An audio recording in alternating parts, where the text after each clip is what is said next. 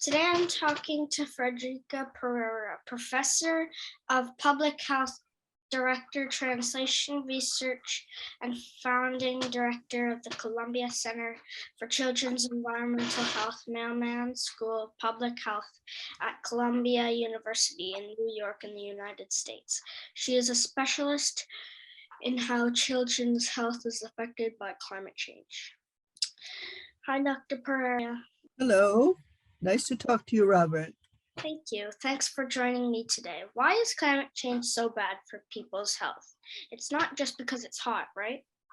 That's correct. So climate change has caused many different impacts on health through not only raised temperatures, but through more severe storms, hurricanes, floods, and also in some areas, drought has been occurring. We see that over a good part of Africa right now, and a big chunk of the United States as well.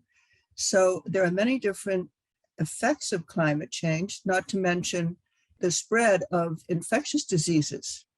Lyme disease is one that we've seen moving around in the United States to new areas. How does this affect kids? Well, children, starting when they're in utero, in the womb, are particularly vulnerable to these impacts.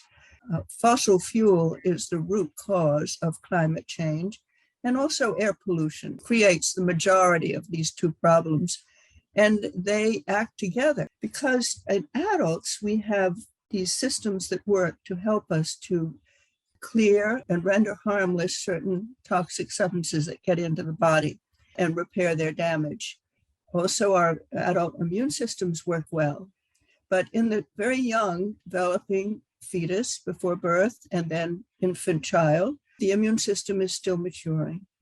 So this places the young at greatest risk of toxic exposures, and also stress and trauma from these events that we see so commonly now, forest fires and severe storms and the forced evacuation where children and families have to leave, have to run away from these threats. So there is greater vulnerability on the part of the young, and we need to do everything we can to protect them, to protect you and other young people. Yeah. What are your recommendations for the best way to help kids?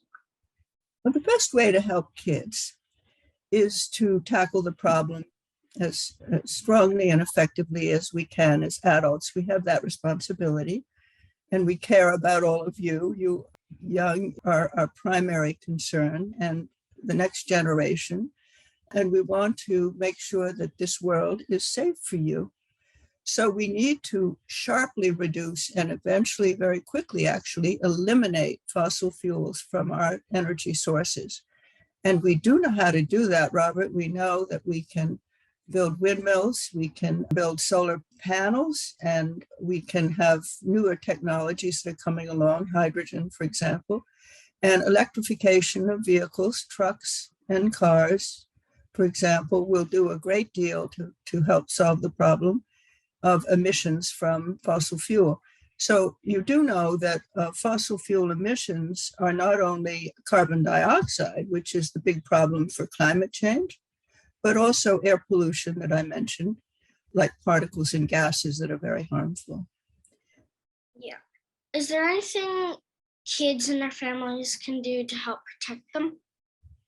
Oh, yes, there's a lot that families and kids can do. First of all, to go and turn off any lights that are burning, that are not being used, to turn thermostats down in the winter and don't have such heavy air conditioning. All of that is using mainly fossil fuel. Yeah. We can all eat more of a plant-based diet.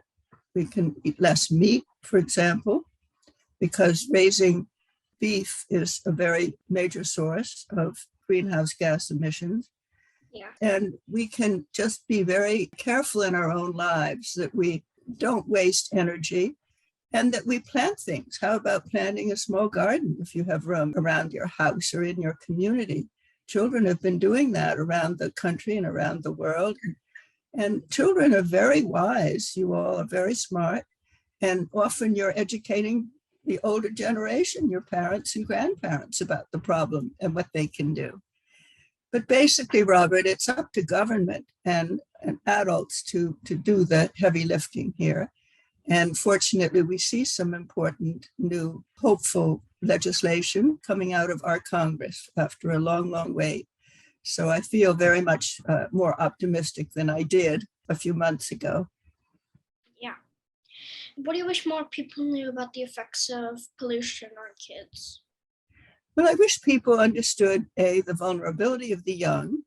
I wish they understood that air pollution is coming directly from fossil fuel emissions, from cars, trucks, buses, from energy utilities producing electricity, from industry, and that also the air pollution is coming from forest fires, which are more common in higher temperatures, as you know.